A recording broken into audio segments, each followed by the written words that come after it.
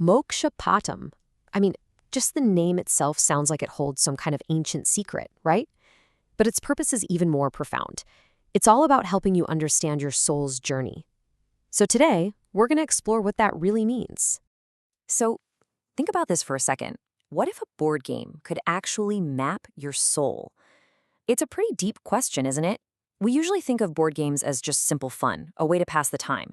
But what if a game was designed for something much, much bigger? A game that could actually chart the course of your inner life. Well, that's pretty much what Mokshapatam is. It's an ancient board game from India that actually came before the game most of us know, Snakes and Ladders. But as we're about to see, the two couldn't be more different when it comes to their purpose. And that is a really crucial distinction to make. From the moment it was created, this game was never about winning or losing against your friends on a rainy afternoon. No, it had a much more profound objective. So what was that objective then?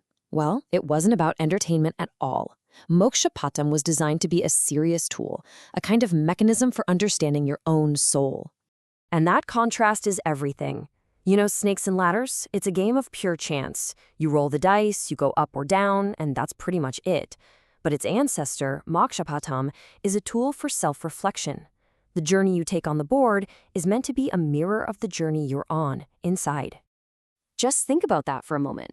It's not just a game. It's a guide. It's a way to get some philosophical instruction and to look inward, but in a really structured, tangible way. So you're probably wondering, how does a board game do all this? Well, it works entirely through metaphor. Every single element of the game, from the board itself to the pieces you move, represents something about the human condition and our own spiritual path. And here's the core of it right here. The board itself, that represents your life, the whole journey. The ladders, those are virtues. So if you land on a square like compassion or knowledge, you climb up, elevating your consciousness. But the snakes, those are the vices. You land on greed or anger, and you slide right back down, representing a real spiritual setback. So what's the end goal here? It's not just about getting to that last square.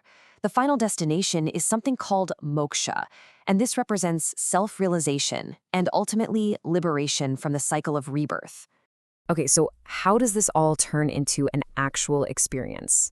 How do you play your soul's journey? Well, it's less about following a bunch of rigid rules and more about using the game as a framework to really look inside yourself. I really love this description. It's not a game, it's a spiritual simulation, a moral compass that doesn't just point you in the right direction, but actually lets you experience the consequences of going off course. So this is the cycle of growth the game simulates. It all starts with your actions, your choices in real life. Then, on the board, you confront the karmic consequences of those actions, landing on a ladder or a snake. This forces you to learn from your choices and, most importantly, to reflect on where you truly stand on your spiritual path. But here's something that's super crucial to understand. Mokshapatam doesn't predict your future. It's not some kind of fortune-telling device. It's more like a mirror. It just maps out your current internal state, showing you where your virtues are strong and maybe where some vices might be holding you back. And this brings us to what might be the most powerful idea in the entire game, what it actually means to win. And trust me, it completely redefines the whole concept of victory as we know it in games. In Mokshapatam, there is no opponent sitting across the table from you. The only opponent is you. Winning isn't about getting to the end first. It's about overcoming your own vices, your own setbacks. The real victory is that internal growth. So when you put it all together, Mokshapatam is so much more than just a game. It's a mirror for life itself, where virtues are the ladders that help us grow and vices are the snakes that cause us to stumble.